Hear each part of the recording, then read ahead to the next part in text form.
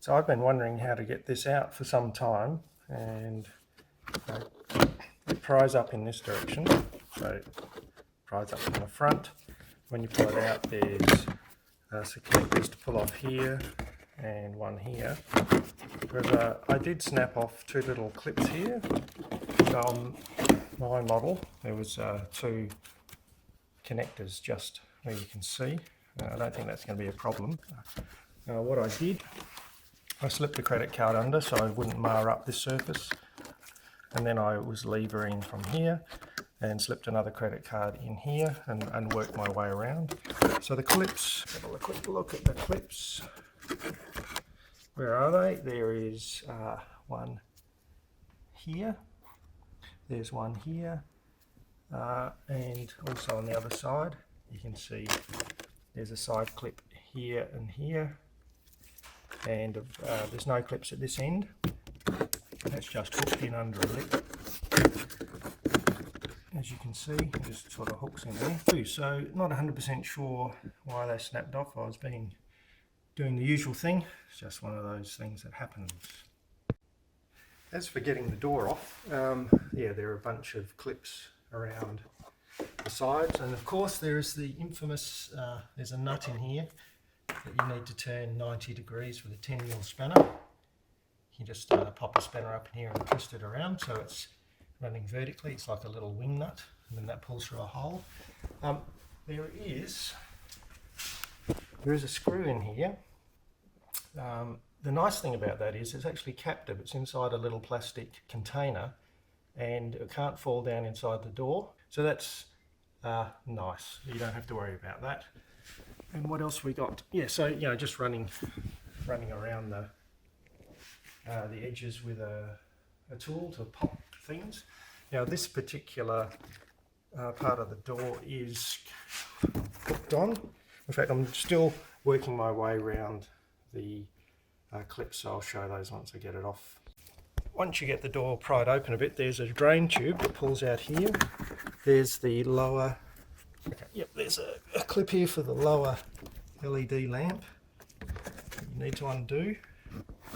In fact, there's quite a lot of bits and pieces in here really. It's not for the faint-hearted if you don't like undoing clips.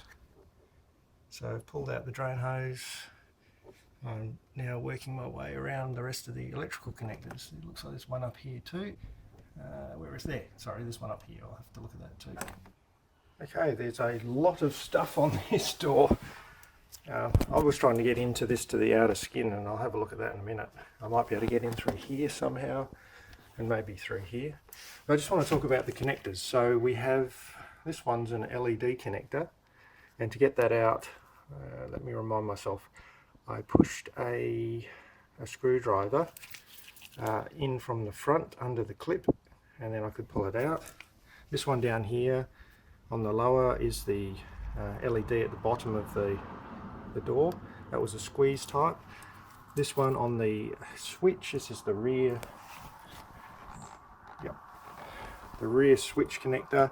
That had you get a screwdriver in here and pull it down. That was a tab. This one is the front connect, which there was a little pull down tab on the back, so you can pull that down and pull it out.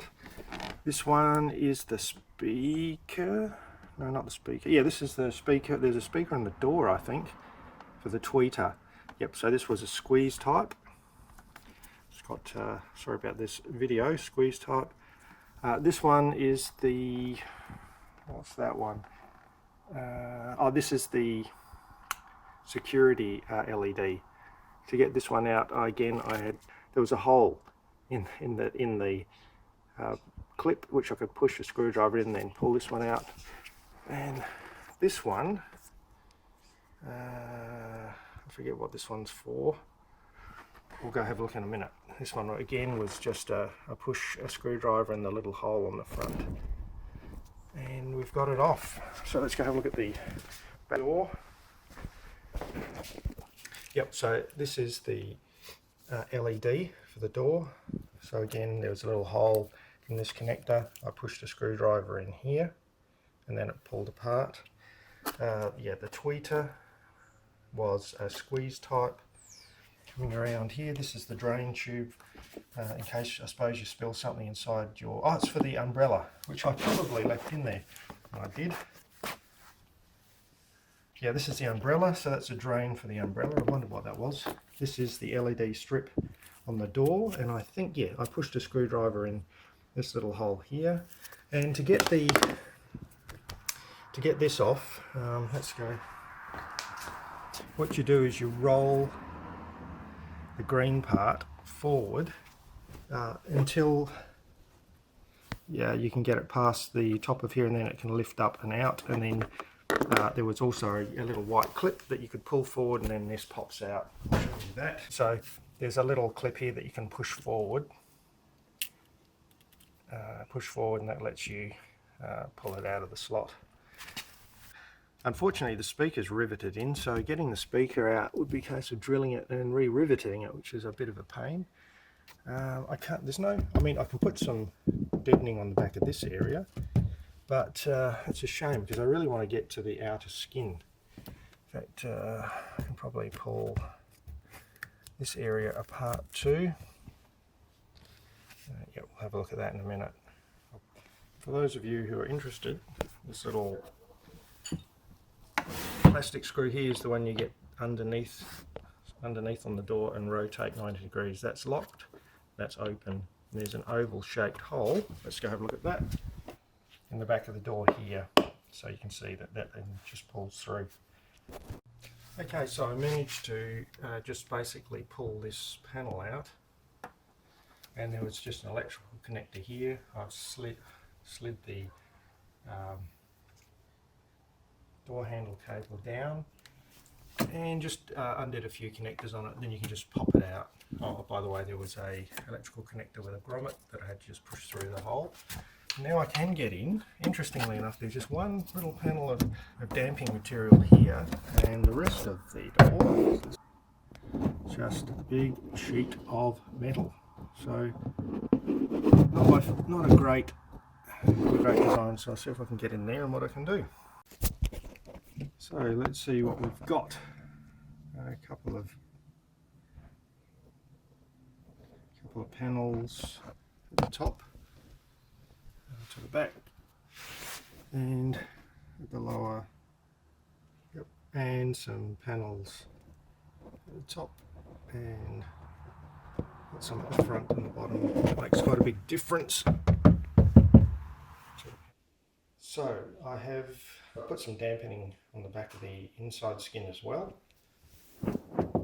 It's much more damp than it was, so I put a potted plant upside down here so I can rest the door cover on something while I'm putting it back together, and it doesn't slip and tear some wiring line. By the way, this is the, just here, is this little plastic pot I mentioned earlier that has the captive screw that screws into the door. Something else I noticed is this connector here. This connector here had pulled out. It slides down, but it's designed to clip into this clip. So I put the clip back in the door, and then when I push it in, it should lock back into place. Let's go.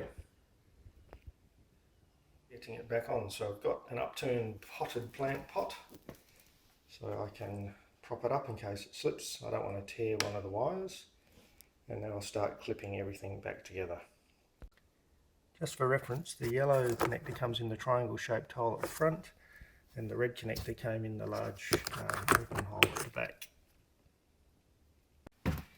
And for the record, there are 5 electrical connectors on this model. I've got the LED inside door LED strip 1, the safety light that opens, red safety light 2, the mid-range tweeter wire 3, the door handle switch. It's a it's a switch to do with the door handle, so it knows when it's done. 4 and 5 is the safety light, and it's back together. So this is not a job for the faint of heart. If you've had some experience pulling panels off and you take your time and patience, it's not really a problem. But I've just remembered something. I haven't done this screw down here, so it's a good time to show you how it works. So here's the nut. So you just get a spanner on it, rotate it, oops, rotate it 90 degrees. So that's now 90 degrees. Let's lock the bottom in. So hopefully all these lights work. I'll better go check them now. So it's all back together and working. This is not a job for the faint-hearted. If you're methodical, take your time and work through things, it's fairly straightforward, but it takes some patience and a little bit of courage here and there. It always does when you pull things apart. Now, remember I said I snapped 2 clips here. You can see this hasn't matted at all. It's really held in by the 4 clips either side, so this is flush, looks good. Nothing damaged, it's visible. And now, let's have a look at the door and compare the door skins. So this door has been treated now. This is the outside.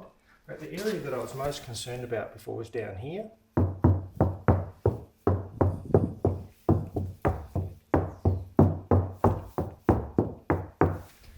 Let's do the other side.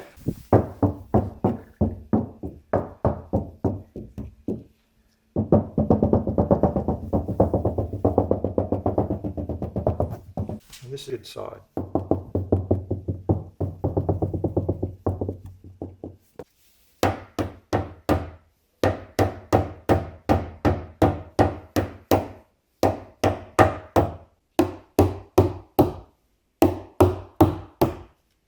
So what was I using? I've been using butyl sheet. It's basically quite tacky and sticky. Doesn't come off. Good stuff.